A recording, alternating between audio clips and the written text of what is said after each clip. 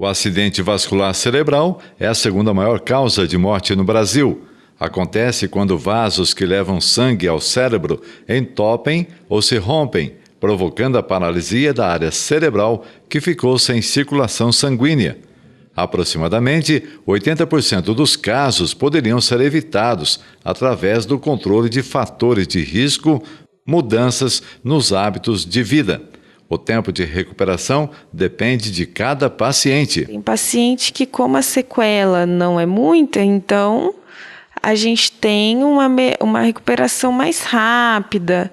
Agora, quando o acometimento é maior e junta também quando, às vezes, o paciente já era uma pessoa sedentária, que tinha um estilo de vida mais precário, tipo com má alimentação, então também acaba ficando um pouco mais difícil. De acordo com o Ministério da Saúde, o Brasil registra mais de 400 mil casos de AVC por ano e 100 mil óbitos. A cada 5 minutos ocorre uma morte.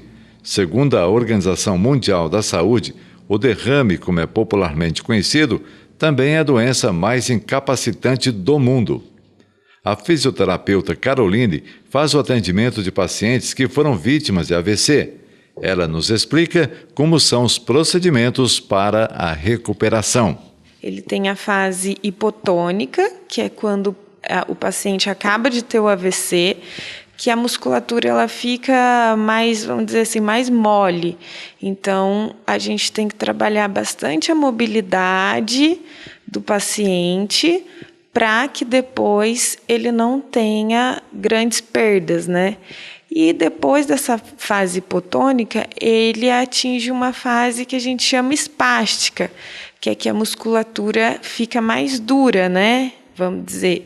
Então, a gente tem que trabalhar a mobilidade, soltar bastante, principalmente os membros superiores, membro inferior, que é acometido, Porque geralmente no AVC a gente tem a perda de um lado só do corpo.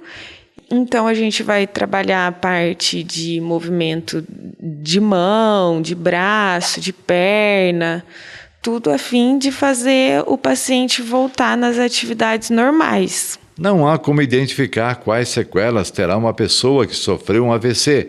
Esse diagnóstico depende do tipo e da extensão da lesão, além da área do cérebro que foi afetada.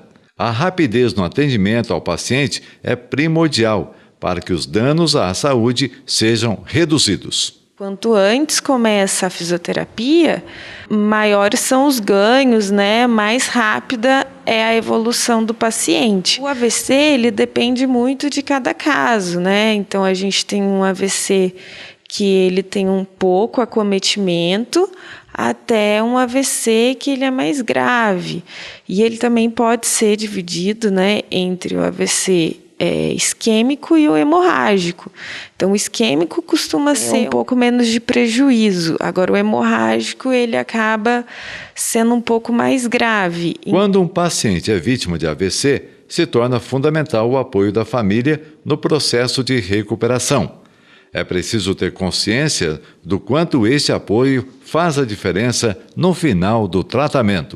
O paciente faz a fisioterapia e depois acaba ficando um pouco mais parado em casa. Então, família, estimulando também em casa essa movimentação, fazendo com que o paciente, estimulando a fazer as atividades do dia a dia, como tentar pegar um objeto, como tentar, às vezes, comer, levantar alguma coisa. Na parte de membro inferior, sentar e levantar sozinho, virar na cama.